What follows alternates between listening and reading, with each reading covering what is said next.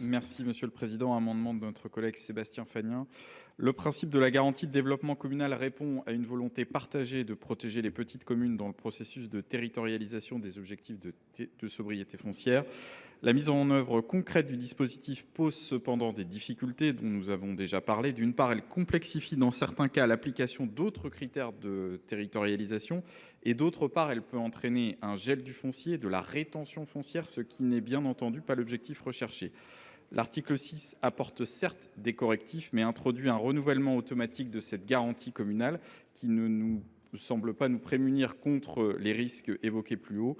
Il nous paraît donc essentiel de vérifier, dans le cadre de la clause de revoyure proposée par notre amendement, le bon fonctionnement de la garantie communale afin d'envisager, le cas échéant, les ajustements nécessaires. Je vous remercie. Si monsieur le rapporteur, l'avis de la commission, s'il vous plaît.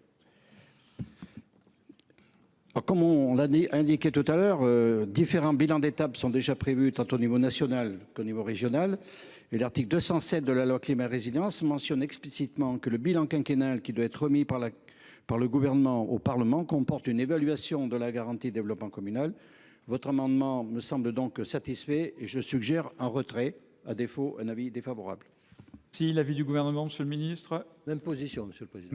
Si je mets aux voix cet amendement 164 avec deux avis défavorables, qui est pour, qui est contre, il n'est pas adopté.